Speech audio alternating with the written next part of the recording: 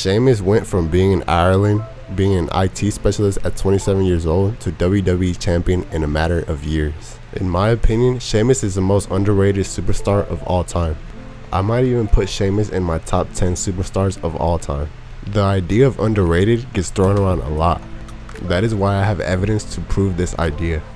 Starting with Sheamus' accolades, the most basic part of a star is their accomplishments in WWE, and Sheamus has one of the most stacked lists of any era. He is a 4-time world champion, winning one, as I mentioned earlier, a couple years into wrestling and a few months on the main roster.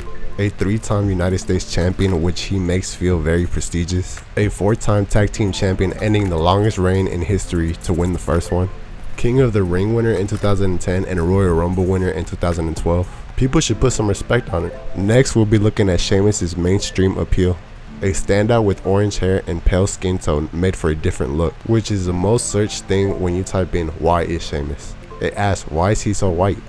Proving that mainstream appeal is very real. Even if the name doesn't sound familiar, the culture knows of the guy with red bright hair and pale skin on WWE. Next, we'll look at Sheamus' in-ring matches. Sheamus vs. Cena, Sheamus vs. McIntyre, Sheamus vs. Bryan, Sheamus vs. Cesaro, Sheamus vs. Big Show. All stand out as great matches, with a hard-hitting style, making these all to an extent very real, while also being safe and delivering a great story. The moveset used in the ring is also consistently evolving and has had some nice looking spots, like a bro kick onto a high flyer. Also having built a reputation around certain moves like the crowd chanting along to the 10 beats of the Browling, and having one of the few very protected finishers in WWE today in the bro kick. Now we'll be talking about Sheamus' character versatility. As I mentioned earlier, Sheamus came in the WWE and in a few months on the main roster won the main championship. Before that, he was a bully on ECW, which turned into a bully on Raw. Then a few years later, he was a babyface world champion, which was really, in my opinion, where the versatility started playing. I remember as a kid watching Sheamus defend the world championship against Big Show, which is a slept-on feud, where Sheamus shows the babyface ability that he really has. This would keep going all the way until 2014, where he took a break and came back as a mega heel against Dolph Ziggler, wearing a new haircut along with rings around his beard, yelling phrases like, "Are you not entertained?" and the fans chanting that he looks stupid.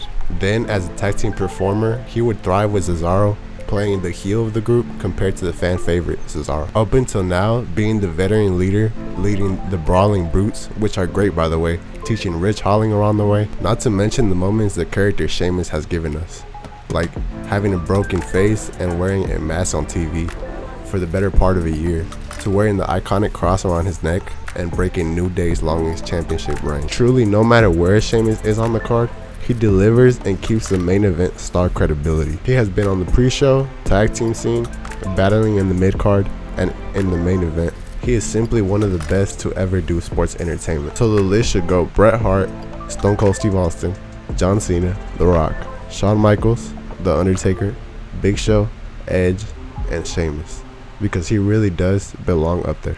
Thanks for watching, guys, and I know this is a topic of Sheamus being underrated that's been popping up the past year or so, and I want to know if you guys think he's underrated, because I do think he is very underrated and he should get a lot more credit than he does. But I appreciate you guys watching, and more is coming.